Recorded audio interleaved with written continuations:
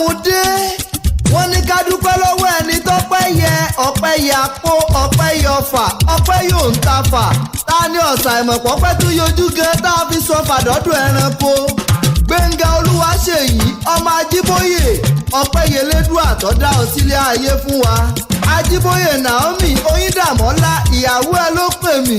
tó ní kí wọ́n á mọ̀ kí ọ̀ ń gbèdé fẹ̀jọ gbẹ̀ǹdínlógún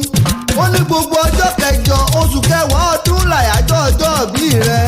tọdún èyí tún pé mọ́ dúpẹ́ lọ́wọ́ orí ẹ ó ní kí wọ́n á kí olówó orí ìhun ọkọ rere tí ń tọ́jú aya bàbá àwọn ọmọ òun owó bàbá Israel bàbá Elizabeth bàbá Dorcas o ikú òní gbà wọ́n ọmọ òun lọ́ọ̀rẹ́ lágbára lọ́wọ́ bàbá òkè bó o bá ti ń lù á máa dún fún ọ ní òní tẹ́jú ilẹ̀ mọ́lẹ̀ Gbenga Olúwaṣèyí ọmọ Ajiboye o agboolé agbóòlé ní òkè baálẹ̀ l'Óṣogbo níṣẹ́lẹ̀ bàbá rẹ̀ kan tó bí ọlọ́mọ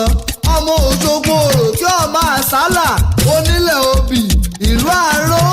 aró dẹ́dẹ́ bí òkun Òṣogbo òròkì ọmọ yèyé Ọ̀ṣun yèyé àtẹ́wọ́gbẹja aníyùn lábẹ́bẹ̀ ẹlẹ́yẹlé aró olódì ẹ̀gà tuntun ní yàrá aró ń bẹ l'Óṣogbo bàbá ẹni l'Óṣogbo wù ní lọ Ọ̀ṣun ń bẹ l'Óṣogbo bàbá ẹni l'Óṣogbo wù ní lọ Àtaọ̀jà ń bẹ l'Óṣogbo bàbá ẹni l'Óṣogbo wù ní lọ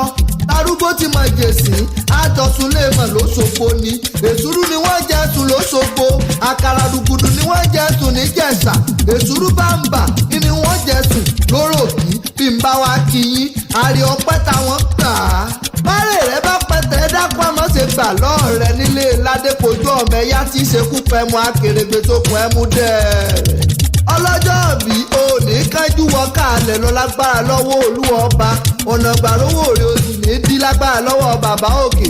olólùfẹ́ rẹ̀ Ajiboye Naomi Oyíndàmọ́lá àtàwọn ọmọ rẹ̀ ló pé àṣèyí ṣàmọ́dún ó ṣe tẹ̀mí. òní lọ́jọ́ ìbí